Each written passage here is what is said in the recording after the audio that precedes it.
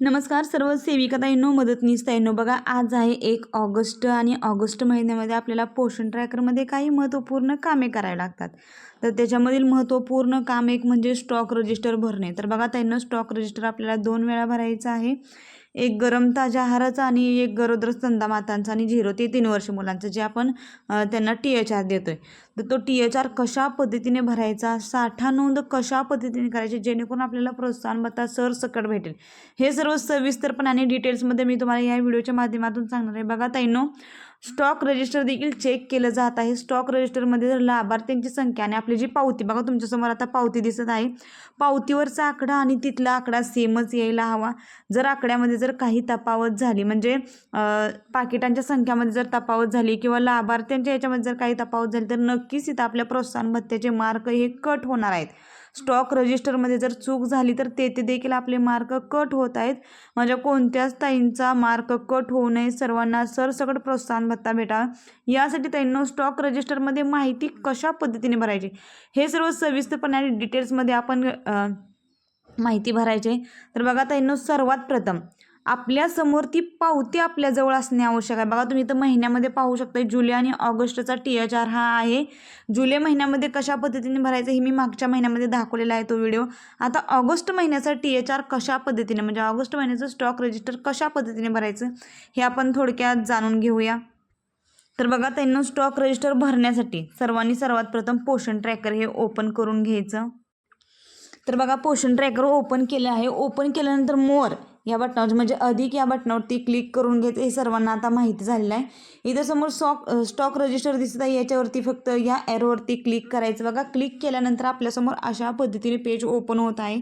Plus या चिन्हावर click करून आपल्याला स्टॉक रजिस्टर भरायचं आहे. सकाळपासून THR हा भरण्यात आलेला आहे, त्यामुळे या पद्धतीने तुम्हाला इकडच्या बाजूला आकडे दिसत आहे. तर बघा ताईंनो, ॲड THR स्टॉक रिसिव्ड याच्यामध्ये जर क्लिक केलं तर आपल्यासमोर अशा पद्धतीने पेज ओपन होतं आहे. याच्यामध्ये गरोदर माता, स्तनदा माता आणि 6 महिने ते 3 वर्ष जे काही आपली मुले आहेत त्यांचा THR हा आपल्याला भरायचा आहे. तर बघा, अगोदर मी पावतीमध्ये दाखवल्याप्रमाणे गरोदर आणि स्तनदाचा आकडा जो 10 होता, तो 10 बघा कशा पद्धतीने होता. गरोदर महिला 4 होत्या, गरोदर महिलांचा आकडा 4 होता आणि स्तनदा मातेंचा आकडा 6 होता. तर इथं 4 आणि 6 लिहायचं नाही आहे. गरोदर महिलांना प्रत्येक महिन्याला 4 पॉकेट येतात, म्हणजे त्यांचा THR आल्यानंतर 8 पॉकेट येतात. त्या तुमच्या ठिकाणी किती येत आहेत ते मला कमेंट करून सांगा, मी तुम्हाला त्यांची माहिती कशी भरायची सांगते.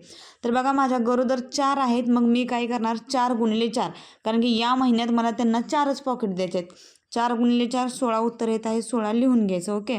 आता स्तनदा माता माझ्या या 6 आहेत, मग काय करायचं, 6 गुणिले 4 6 24 उत्तर येत आहे, 24 उत्तर लिहून टाकायचं. आता मेन मुद्दा राहिला मुलांचा. बघा, मुलं किती आहेत, एकूण 6 महिने ते 3 वर्षाची माझी 42 मुलं आहेत. मग 42 मुलांसाठी 2 महिन्यातून एकदा 7 पॉकेट येत आहेत. मागच्या महिन्यामध्ये मी त्यांना 4 पॉकेटं दिली होती.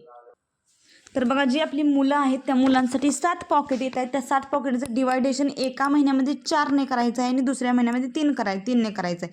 जर तुम्ही मागच्या महिन्यामध्ये लाभार्थ्यांच्या संख्यांना म्हणजे 4ने जर गुणलं असेल, तर तुम्ही या महिन्यामध्ये 3ने गुणून तो लाभार्थी आकडा कंप्लीट करू शकताय. आता तुम्ही पावतीवरचा माझा लाभार्थी आकडा पाहिला असेल, 42 होता, मग मी ह्या महिन्यात 42 गुणिले 3 करणार आहे.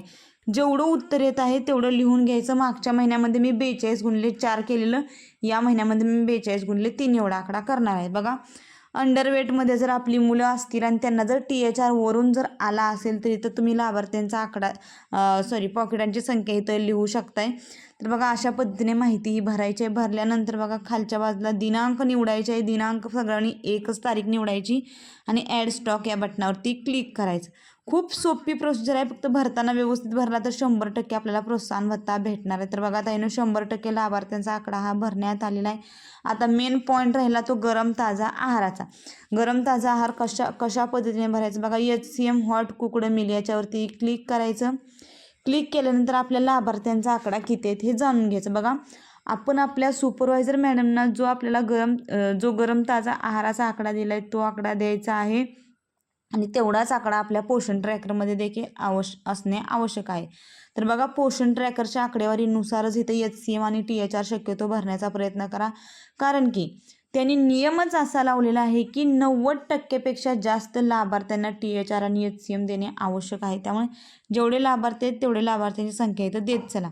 तर बघा, आता जर ह्याचा विचार केला तर HCMचा विचार केला तर लाभार्थ्यांची संख्या आता सध्या तर बघा इथं ॲड HCM स्टॉक याच्यावरती क्लिक करायचं. याच्यावरती क्लिक केल्यानंतर आपल्याला ग्रॅममध्ये आहाराची नोंद ही करायची आहे. त्यामुळे बघा या महिन्यामध्ये अगोदर आहाराचे किती दिवस भरतात हे जाणून घेणे अत्यंत महत्त्वाचे आहे. आता काही ताई काय करतात 10-10 दिवसांचं भरतात HCM, काही ताई 15 दिवसांचं भरतात. तुमच्या ठिकाणी ज्या पद्धतीने भरण्यात येतो त्या पद्धतीने तुम्ही भरू शकताय. तर बघा सरळ इथं लाभार्थ्यांची संख्या, आता आमची लाभार्थ्यांची संख्या 35 आहे. मग 35 गुणले जेवढे ग्रॅम आपल्या सुपरवायझर मॅडमने आपल्याला सांगितलं आहे त्या ग्रॅमनुसार गुणून घ्यायचं. बघा प्रत्येक दिवसाला 3500 ग्रॅम होतात.